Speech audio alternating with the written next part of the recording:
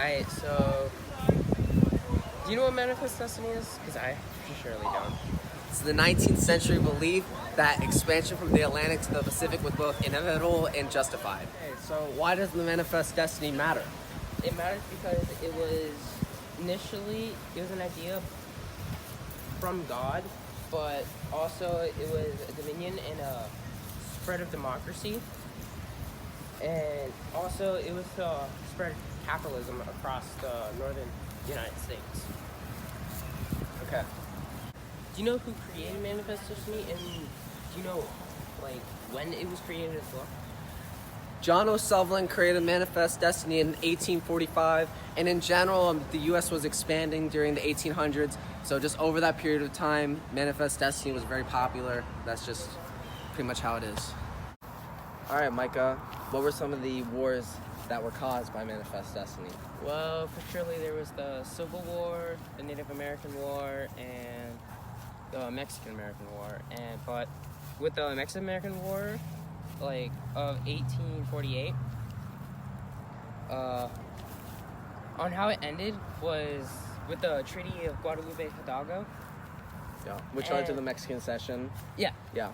and like what the U.S. gained, like the land that the U.S. gained from it was Arizona, California, New Mexico, Utah, Wyoming, and Nevada.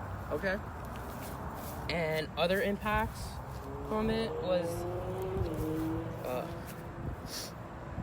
the coining of Manifest Destiny, the Texas independence. Okay. Okay, so what were some of the other impacts of the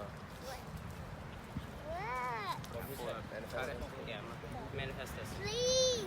Well, some other impacts of Manifest Destiny. Well, when gold was hit, when people found gold in California, when people found gold in California in 1848, that led to another reason for expansion. So that also led to conflict between the United States and Americans and Native Americans, which led to the Native American War, and that pretty much led to an extinction of the Native Americans. So that was a big impact of Manifest Destiny. Now, Micah, what was the situation with Texas? Well, with Texas is that Texas had like some pretty hardships, pretty much some hardships with Mexico, and then they decided that they wanted their independence. So a small group of Texans wanted to fight for their independence in Texas, but sadly lost that battle. And then in April 21st of 1836, there was the Houston Army in Texas attacked the Mexicans in Texas and actually won the battle against them, and so that's when the Texans gained their independence from Mexico. Okay, Micah. So we were talking about Manifest Destiny and the impacts of it.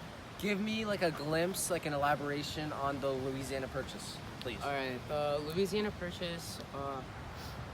It was in like the 1800s, in like the 1830s. Thomas Jefferson bought the Louisiana Purchase for roughly 800,000 square miles, and from France's Napoleon Bonaparte, and for like $15 million. And it was honestly like, for that much land, it was like less than 3 cents an acre, which is honestly like pretty surprising. But it was like back in the 1800s. So. Yeah, I got you. Thank you. So could you summarize the Manifest Destiny for me, please? Okay, so Manifest Destiny, just in simplest terms, was just the ideology that the U.S. should spread from the Atlantic to the Pacific. So that was pretty much just justification for expansion and imperialism and whatnot. So overall, the impacts were a lot of land gained from certain wars, like the Mexican-American War. We got a lot of like land in the Southwest, got a lot of land. And then the Spanish-American War, we got a lot of Caribbean land. We and just in general, Cuba, we were on their butt because they were just very close to us, and we just wanted control of them. And then the Louisiana Purchase happened, which gained more land. And what else? We made the Panama Canal to actually physically make the Atlantic spread to the Pacific, which was overall the intention of Manifest Destiny.